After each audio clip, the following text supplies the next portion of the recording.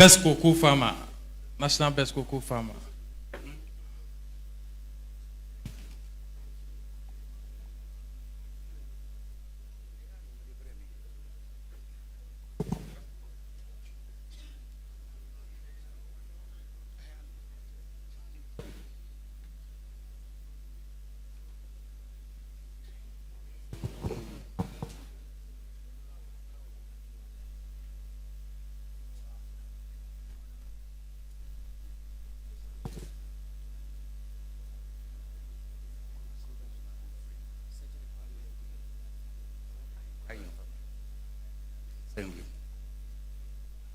Otumfo achame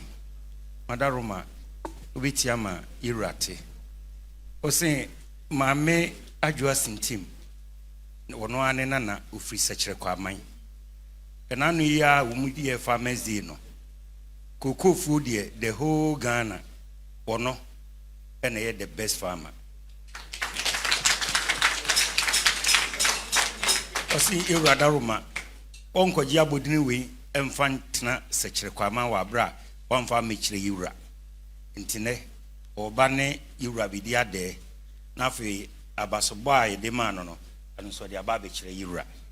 oba ya hu edi kru odi bae enema odi bae edi kan kura wi ma oba no so wa ama no kwa ensa asoto hampesi eno aye di bre yura otumfo henkwa enso ebu omade no de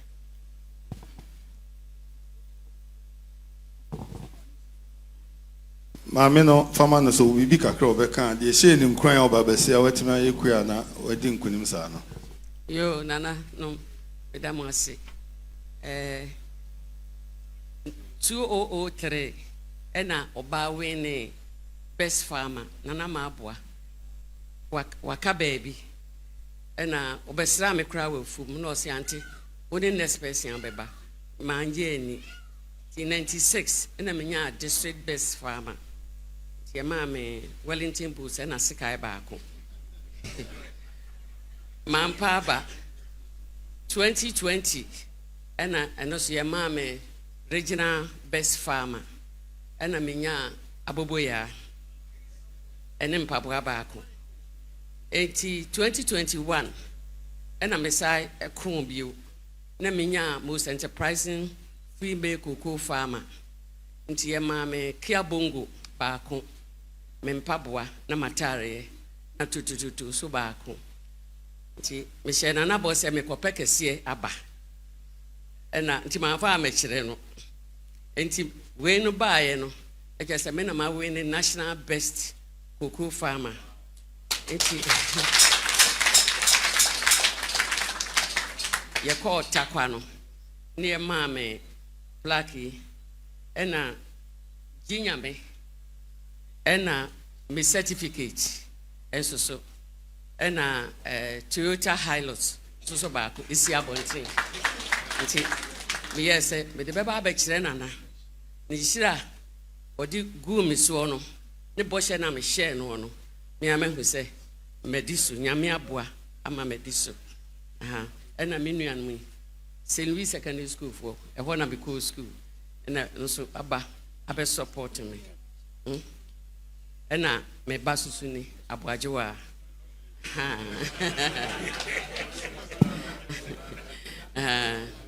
eti na ma Lydia so ha former headmistress darling so ha darling ofori ena Auntie Elizabeth on na cha on the Efrahim fie ya akahwan Auntie B so ewa ha onye mi senior me call from 1 no from 4 enti emerwafo na ya hia wa ha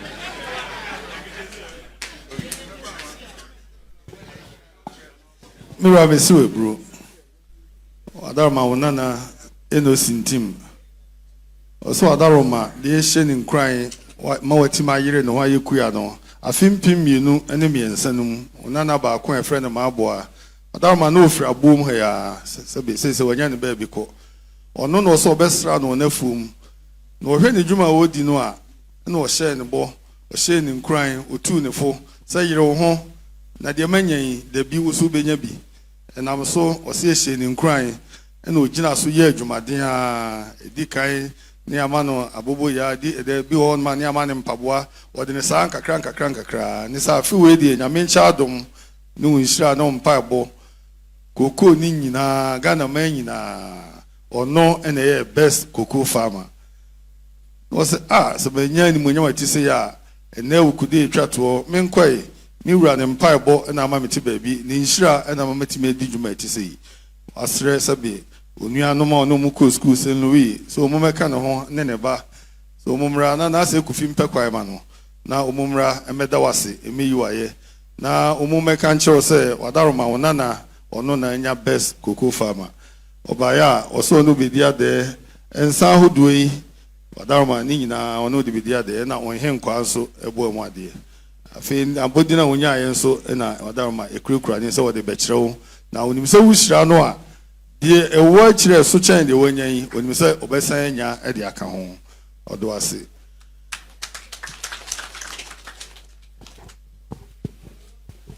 nananom Mommy and pray, my missing Timwe. Mommy and pray, Noe. Mommy and pray, Coco, best farmer.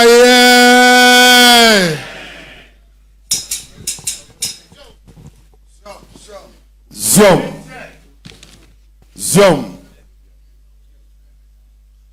so the 2 for saying, say, my major way,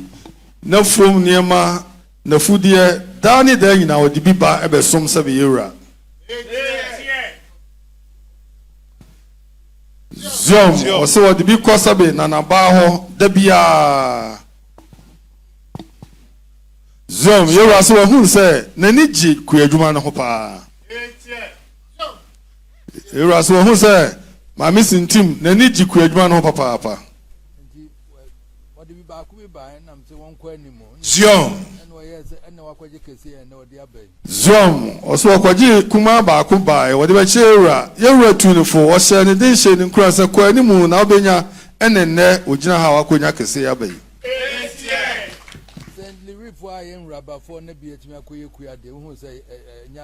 Zom, yewura se St. Louis fo a emu nwura fo bi atima koye kuya nyankunim die se de na je se nya asem ketwa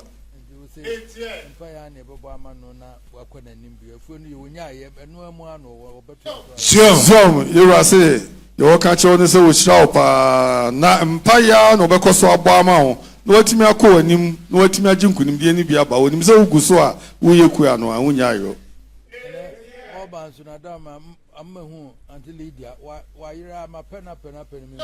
Zom, you are say, Osada was say, so no one until Lydia. Why you know who nature then so buy at the until the Abamana saying who no. You are so was Papa Cody Range.